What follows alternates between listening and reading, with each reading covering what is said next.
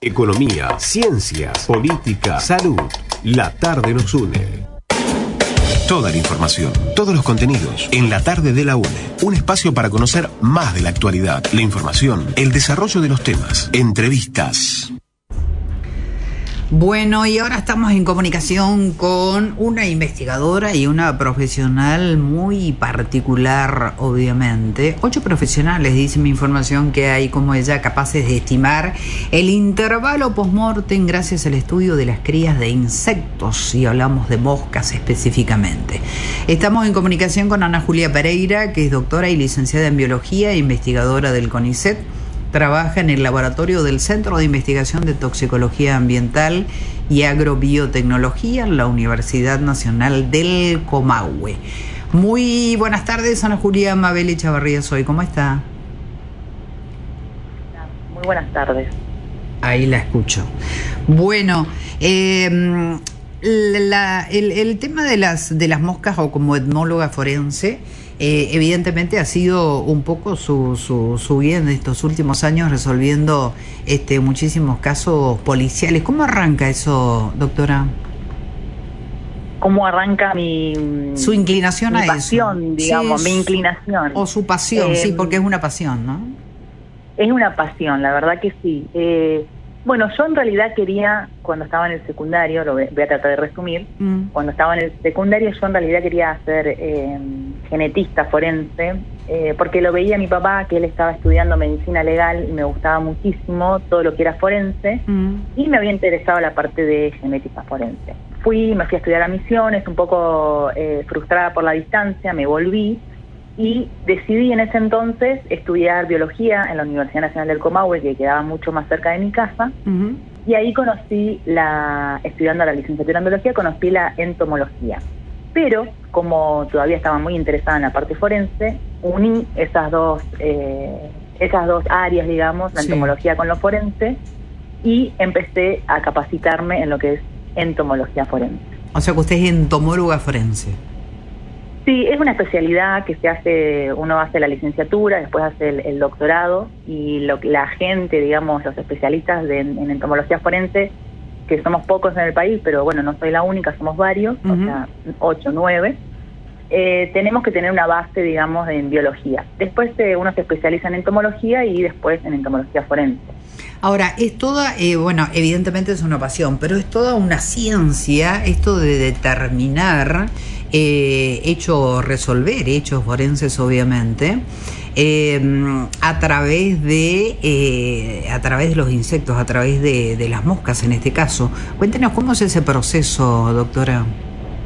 Bueno, las moscas, generalmente cuando hablamos de entomología forense se asocia a las moscas. Hay otros insectos también que son importantes, por ejemplo los escarabajos. Pero ¿por qué las moscas son las que...? Sí, los escarabajos también. Lo que pasa es que las moscas son las que más se asocian, porque cuando una persona se muere y estamos en presencia de un cadáver, digamos, las primeras que detectan la presencia del cadáver son las moscas. Atraídas por ese olor, cuando comienza el proceso de descomposición, llegan las moscas. Las moscas ponen huevos y todo el ciclo de vida de esa mosca se desarrolla, ese nuevo ciclo de vida, es decir, huevo, después nace lo que se llama larva, que es como un gusano. Esa larva se alimenta del cuerpo, después se transforma en lo que se llama pupa y después emerge el adulto. Todo ese ciclo de vida se desarrolla sobre el cadáver.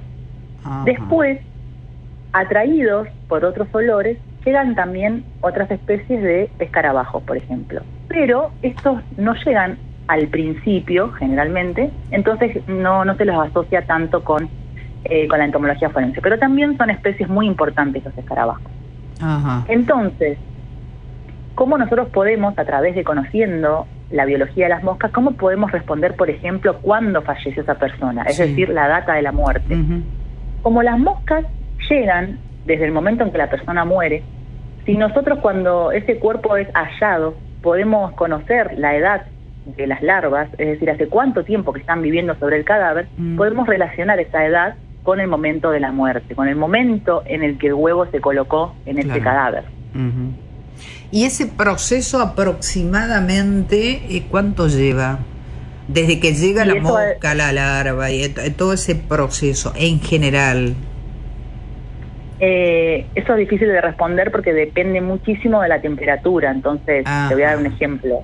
En verano, entre 25 y 30 grados, puede ser capaz que en una semana pase de huevo a pupa sin problema. Claro. Y el mismo caso, pero en una época más fría o en invierno, capaz puede ser 3 semanas.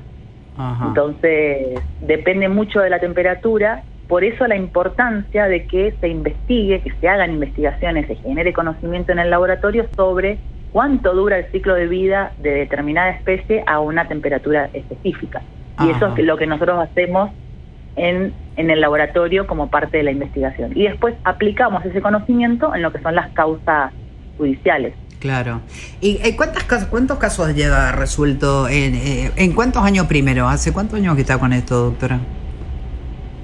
Y en el 2000, hace muchos años, digamos, todo lo que es el doctorado, que vengo haciendo investigaciones, pero un antes y un después, digamos, es en el 2015 que yo tengo mi primer caso así, no de investigación, sino recolectando indicios entomológicos en una causa real con, digamos, una persona fallecida. Sí.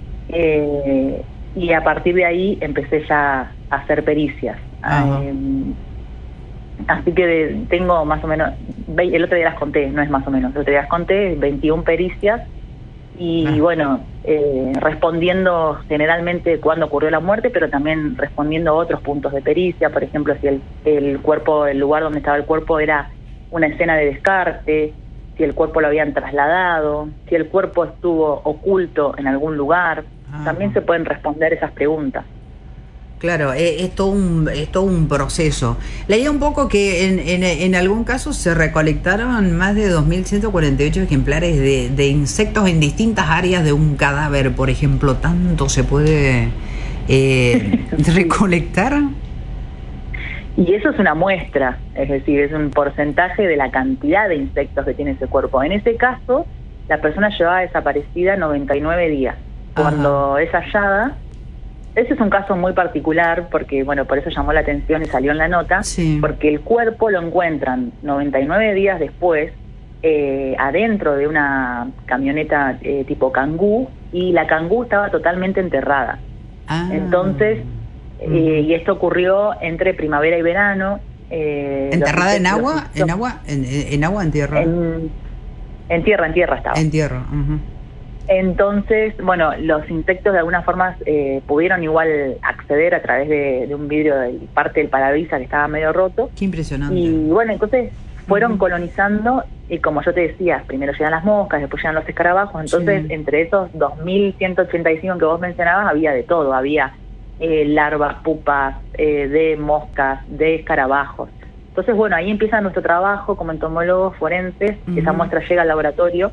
Las muestras generalmente las levantan en el lugar del hecho criminalística, o los médicos la levantan o en el lugar del hecho o en autopsia. Eso queda una muestra con su cadena de custodia. Cuando a Fiscalía le parece pertinente que nosotros, digamos, que eso se haga, esa pericia entomológica, a mí me llaman, entonces me voy a buscar las muestras y ahí empiezo con el análisis. Y lo primero que tengo que hacer es contabilizarlos y determinar a qué especie pertenecen y saber cuál es el estadio, y conocer también la temperatura a la cual estuvo expuesto ese cadáver todo ese tiempo. Claro. Entonces, de alguna manera empezamos a reconstruir cómo fue todo ese proceso. Ahora, es impresionante también, porque dice que hay un montón de insectos, por ejemplo, que llegaron atraídos por los distintos olores y viajan kilómetros y kilómetros hasta llegar a ese cadáver, ¿no? Bueno, los insectos en general tienen una gran capacidad olfativa, que se encuentra en las antenas, también en las patas, digamos, y están todo el tiempo buscando, porque es una fuente, bueno, al ser insectos necrófagos y carroñeros, no todo el tiempo se están encontrando con ese recurso. Entonces, tienen esa capacidad porque apenas aparece esa nueva fuente de alimento, que es, como te digo, es azaroso y además es en el tiempo, es temporal, no está todo el tiempo. Claro. Entonces tienen esa capacidad para poder detectarlo. Apenas lo detectan, aprovechan y oviponen, como se dice, o depositan todos sus huevos sobre ese cadáver. Y ahí comienza, digamos, un nuevo ciclo. pero sí, tienen esa capacidad de detectar a grandes distancias. Impactante. ¿Y lo hacen lo mismo? O sea, ¿actúan de la misma manera en un cadáver humano que en un animal, por ejemplo? Sí, todos los animales vertebrados, digamos, ellos lo detectan de la misma manera y tienen es alimento también, así que para ellas va a estar bien, ya sea un humano, sí. Ahora, y lo otro que me llamó mucho la atención también es que si no tiene ese cadáver ningún tipo de cortes, laceraciones ni nada, ingresan por los huecos naturales del ser humano, ¿no? La nariz, las orejas, la boca. Sí. Sí, la bibliografía dice, y también la experiencia nos dice que la hembra es la que, digamos, ya está fecundada y que es la que va a poner esos huevos, sí, es la que decide, entre comillas, ¿no? Porque es una respuesta ya de años evolutivos. La hembra decide poner esos huevos en aquellos lugares donde de alguna manera la progenie va a tener mayor probabilidad de sobrevivir. Entonces esos lugares va a ser en esas cavidades naturales. ¿Por qué? Porque van a estar cuidadas de depredadores, van a ser un lugar donde va a estar también al resguardo de cualquier incumbencia climática, o también son lugares que mantienen humedad y los huevos no pueden estar por ahí en zonas muy expuestos al aire porque se pueden secar. Entonces ponen, los primeros lugares que eligen son las cavidades naturales de la cabeza, fosas nasales, ojos, boca, oído. Wow. Después también, aparte porque son lugares que no generalmente no tienen vestimenta, entonces es más fácil acceder. También pueden poner en la zona genital o anal, sobre todo si hay algún tipo de crimen, digamos, con agresión o violencia sexual que pueda haber fluidos en esa zona, también son atraídas. Claro. Quizá primero que en las cavidades naturales. Y ese es un patrón esperable. No es, o sea, lo que nosotros esperamos es que ellas pongan los huevos en esos lugares. ¿Cuándo eso no sucede? Cuando hay algo que las atrae más que eso. Por ejemplo, una herida sangrante, una lesión por arma blanca, una lesión por arma de fuego. Esos lugares que también son cavidades, que no son naturales, pero son cavidades, sí, y además están húmedas y tienen sangre, entonces las crías van a poder alimentarse fácilmente.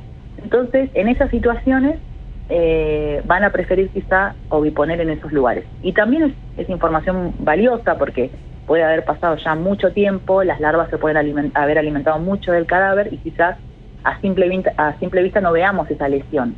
Pero si nosotros en laboratorio tomamos esas muestras en recipientes separados para no mezclar, para poder tener esa información, y vemos que las larvas más grandes están en esa zona y no en la cavidad natural, que era lo que esperábamos, entonces podemos llegar a pensar que ahí hubo en su momento una lesión que a ellas les llamó mucho la atención. Ahora, todos son indicios, ¿no? O sea, evidentemente... Todo es información. Todo es información. ¿Su primer caso cuál fue, doctora? Mi primer caso fue, ahí que, como te contaba, en el 2015, sí. Fue el caso de un señor que vivía solo, su familia mucho no lo visitaba. Fue muerte, no fue una muerte violenta, digamos, fue una muerte natural. Pero bueno, los vecinos empezaron a llamar, porque esto fue en septiembre del 2015. Sí. Los vecinos empezaron a llamar porque había mucho olor desde la casa, el cuerpo ya estaba en un bastante avanzado de estado de putrefacción. Descomposición, exacto, de descomposición ya en la putrefacción. Y en ese momento, acá en Neuquén, en septiembre todavía hace frío, todavía usamos el calefactor, entonces esta persona estaba adentro con el calefactor. Me acuerdo que estaba a 20 grados adentro. Los vecinos llamaron y cuando policía entra, estaba el cadáver sobre la cama ya con varios días con el calefactor funcionando. Y ahí me acuerdo que entré, y también igual se ve que era una persona que vivía sola, que no vivía bien, evidentemente, porque tenía mugre acumulada en la casa, el piso estaba muy mugroso, y el cuerpo estaba en la pieza. Así que ahí yo entré con policía de criminalística, con los médicos de criminalística, que son los que constatan la muerte. Ellos me ayudaron a mover el cuerpo porque ya estaba muy descompuesto. Juntamos Bueno, yo junté las larvas de varios lugares y después hice la pericia y bueno, pudimos determinar que hacía una semana que la persona estaba fallecida. Ah, mira, bueno, y en ese caso sí, porque murió de muerte natural, le habrán ingresado las larvas por los orificios naturales del cuerpo, ¿no? Exactamente. Bueno, hemos aprendido mucho. Es una pasión realmente respetable, obviamente, pero es no sé, de afuera se ve como un trabajo difícil, ¿no? Pero bueno, es el desafío de, con toda esa información, determinar la causa de que murió, cuánto tiempo. O sea, es un desafío constante. Cada caso es un desafío. Cada caso es algo nuevo para mí, aprendo muchísimo y saco información. Aparte yo generalmente no, siempre pido que además de la evidencia me manden todo para yo poder contextualizar esos indicios, no que me lleguen los indicios al laboratorio, saber la especie y nada más. Entonces pido la autopsia, las fotos del lugar del hecho, para ver si el cuerpo estaba expuesto al sol, no estaba expuesto al sol, si había vegetación, si muchas veces me pasa que hay indicios que no se recolectaron y que eran importantes.